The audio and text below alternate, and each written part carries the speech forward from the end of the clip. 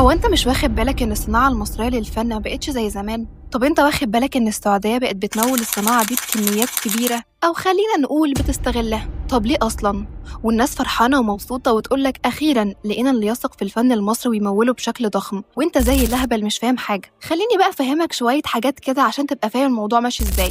اول حاجة تركي الشيخ حاول يدخل عن طريقها مصر ويبقى ليه اسم فيها، هي الرياضة، بفريق بيراميدز اللي اشتراه وضخ فيه فلوس كتيرة ملايين الدولارات، وفي الاخر فشل فيه وخسر كتير ومعرفش يبقى ليه اسم وسط الدوري المصري، وباع النادي في 2019. كل هدف تركي الشيخ من الموضوع ده إنه كان عايز يسيطر على الدوري المصري ويكسب جماهيره، بس هو فشل في الموضوع ده. تركي الشيخ قالك أنا ما فلحتش أكسب الجمهور المصري عن طريق الكورة، بس في طرق تانية. ومن بعدها بقى تلاقيه في أي حاجة تخص الفن المصري، سواء تأليف، إنتاج، حفلات، حتى لو كواليس.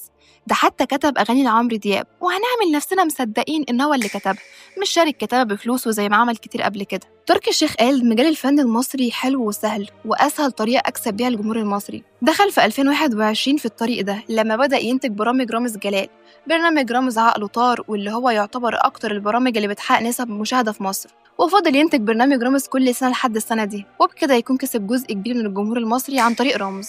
وأكيد يعني موقفش لحد هنا، الراجل عايز يثبت إنه بيشارك في أهم الحاجات المصرية وإنه جزء أساسي منها. مثلا أول مسلسل مصري هو حب إنه يشارك فيه كان هو المؤلف بتاعه، مسلسل الثمانية لآسر ياسين. قصة محدش فاهمها غيره تقريبا. المسلسل كان مبهر بصريا، بس تيجي تتفرج على المسلسل تقول شكله حلو، تيجي تتفرج على آخر حلقة تقول القرف ده، فين النهاية؟ ومن ساعتها والمسلسلات المصرية على شاهد بقت موجودة بشكل كبير، واللي بالمناسبة تركي الشيخ جزء من أعضاء شاهد، وعمل مسلسلات مصرية زي في كل أسبوع يوم جمعة، وزي منعطف خطر، وليه لأ الجزء التاني، والبيت بيتي، وغيرهم كتير، لحد مسلسل العتاولة الجزء التاني اللي اتعرض في رمضان السنة اللي فاتت. وخليني أقولك برضو إن معظم الأعمال دي كانت ناجحة وكسبت شاهد وتركي الشيخ ثقة الجمهور المصري في إنتاجهم للمسلسلات، ودي خطوة مهمة جدا لتركي الشيخ.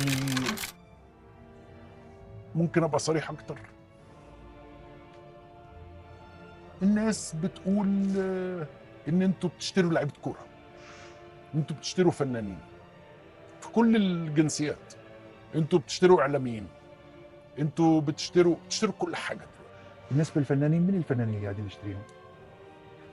والان في خلال 4 سنين ايش شفت اننا استفدنا كناحيه بالمفهوم اللي قاعد تتكلم فيه، غير المحتوى واسعاد زوارنا، من الفنانين هذول.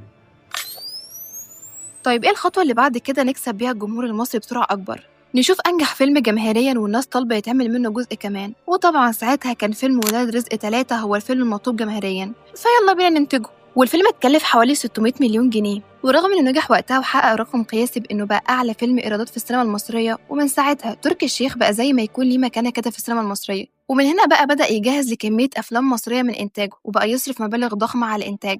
عندنا مثلا فيلم 7 دوجز اللي تكلفته عدت ال 40 مليون دولار، وإنه أضخم إنتاج عربي حصل، وهيكون من بطولة كريم عبد العزيز وأحمد عز وفنانين تانيين كبار. وفيلم الست بطولة منى زكي وإخراج مروان حامد. وفيلم الفيل الأزرق 3 بطولة كريم عبد العزيز وإخراج مروان حامد برضه. وفيلم فرقة الموت لأحمد عز اللي وقف تصويره الفترة دي بسبب تصويره فيلم 7 دوجز، واللي بالمناسبة فيلم 7 دوجز ده من تأليف تركي الشيخ، يعني ربنا يستر من القصة وما يبقاش إنتاج على الفاضي. وفيلم أحمد وأحمد اللي لسه نازل من بطولة أحمد السقا وأحمد فهمي، واللي فيه دعم من هيئة الترفيه السعودي.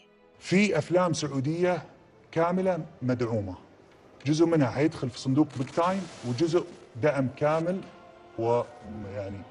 وفي افلام مصريه مدعومه كامله لن تدخل في صندوق بيج تايم، حتكون افلام يعني مستقله برضو معاها فيلمين سعوديين. ادينا المفاجآت. طيب صندوق بيج تايم اللي هو الطبيعي، الست، مروان حامد، منى زكي. الفيل الازرق هذا في شيء يحتاج شرح شوي.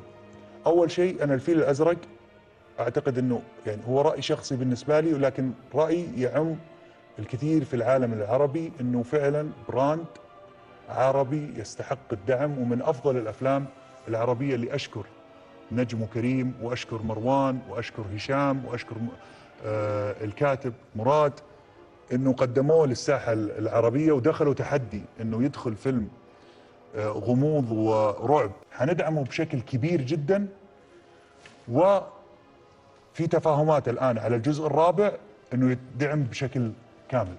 عظيم. تمام. لاول مره مروان حيشتغل مع دي او بي عالمي ومع ستاف مدير تصوير عالمي. نعم.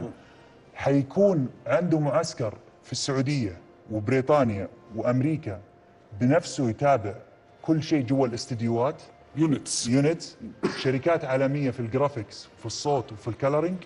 هشام نزيه حتوحشوا مصر، حيلف ما بين استديوهات عندنا مرواز في السعوديه والاستديوهات العالميه، يعمل اللي يحلم فيه. بعده النونو، فيلم ده مدعوم من هيئه الترفيه. بعده البحث عن فضيحه، هذا فيلم انتهى من انتاجه ودعم من ساعه ما اطلقنا. بعده شمس الزناتي كشغل تجاري، احنا دعمنا فيه بسيط، اسمه سيكو للدسوقي وعمر. في احمد واحمد للسقا وفهمي. وفي درب الموت، السقا وفهمي، هذا برضو فيلم مهم. في درب الموت، هذا فيلم جدا مهم وحيكون مفاجأة. في الشايب، في رومل لأكرم حسني، ولأول مرة علي مخرج الإعلانات المصري الشهير العالمي. في استرليني لمحمد هنيدي. فيعتبر 2025 و2026 سنتين إنتاج سعودي لمعظم الأعمال المصرية. خليني بقى أسألك، أنت مش شايف إن الموضوع بقى مستفز قوي؟ إنه تبقى فلوس تركي الشيخ مسيطرة علينا بمعظم الأعمال، أعمال تجارية أكتر من أعمال فيها فكرة. ممكن يبقى إنتاج بعض الأفلام من بره مصر بس مش بالشكل ده. تركي الشيخ أكيد ما وقفش لحد هنا، لا، حب يعمل أوسكار العرب، وأنا ما عنديش مشكلة مع الفكرة، بس تعمل صح، ما تبقاش مجرد منظر بس ومش بتقيم الأعمال اللي تستاهل بجد. يعني هو عمل جائزة جوي أوردز اللي بدأت في 2019، ومن 2023 وهي بقت مهمة وبقى يحضرها ناس مهمة زي ماثيو ماكوني وغيرهم، وبقت الحفلة دي بتركز بشكل كبير على الأعمال المصرية من ساعتها، على عكس أول ما بدأت كانت على قد الأعمال السعودية بس. كده تالت خطوة في طريق تركي الشيخ علشان يكسب الجمهور المصري. خليني أقول لك إيه التأثير الإيجابي من كل ده على مجال الفن في مصر. أول حاجة إن بدأ الفن المصري يوسع بخياله بدل ما كان بيقلل من خياله علشان الإنتاج. بس في عائد إيجابي أكبر من ده بكتير، ممكن تكون مش أخد بالك منه، بس هتلاحظه بعدين كده على مدار السنين الجاية، إن بقى الإنتاج المصري بيجازف وبينتج بشكل أضخم وأكبر، مش مجرد فيلم إنتاجه على قد وخلاص. وأولهم فيلم المشروع إكس. هو الفيلم كان قصته مش أحسن حاجة، لكن كإنتاج ومعدات وتصوير فهو تقريبا أضخم فيلم مصري إنتاجا وأحسنهم. وما وقفتش على كده، لا، فيلم الدرويش كمان اللي هينزل الفترة دي من الإعلان بتاعه فهو برضه باين عليه إنه متكلف من الإنتاج، وهو إنتاج مصري. فدي من الآثار الإيجابية الكبيرة اللي أثرت على مصر من الموضوع ده، واللي ممكن في يوم من الأيام تخلينا نستغنى عن الإنتاج الخارجي ويبقى لنا الحرية الكاملة في صناعة الفن المصري. أما الآثار السلبية من الموضوع ده بقى فهو زي ما واضح السيطرة على الفن المصري عن طريق الفلوس، وإن المنتج المصري بدأ يفقد قيمته، بالذات لو حد قديم مثلا زي إنتاجات السبكي اللي دلوقتي ولا ليها أي لازمة. محدش يقدر يذلني، لا فيلم ولا 20 فيلم. قلت له. وطبعا المنتج بيتحكم في المحتوى، وده مش مدي الحرية الكاملة لمصر إنها تطلع أفكار زي ما هي عايزة، وإن ده خلى الممثلين أغلبهم بقى باصص الفلوس اللي هياخدها من إنتاج أجنبي أكتر من إنتاج مصري، فبقى بيقدم أي حاجة يتقاله عليها وخلاص. يعني حاجة زي أحمد وأحمد، فيلم تجاري بحت هدفه الفلوس وبس. وفي الآخر تركي آل الشيخ فضل يجرب في كل ملاعبنا، من الكورة للمهرجانات، لحد ما بقى اسم موجود على تترات أفلامنا ومسلسلاتنا. واللي حصل إحنا بقينا في مرحلة جديدة، فلوس من بره وإنتاج ضخم، وشكل السوق المصري اتغير. في ناس شايفة إن اللي بيعمله طفرة وبيفتح أبواب للعالمية، وفي ناس شايفة إنه خطر على هويتنا وإننا بقينا بنشتغل على مزاج غيرنا. في النهاية التاريخ هو اللي هيحكم، هل وجود تركي في الفن المصري كان مرحلة انتعاش ولا بداية فقدان الروح؟ قولوا لنا انتوا شايفين إيه في الكومنتات.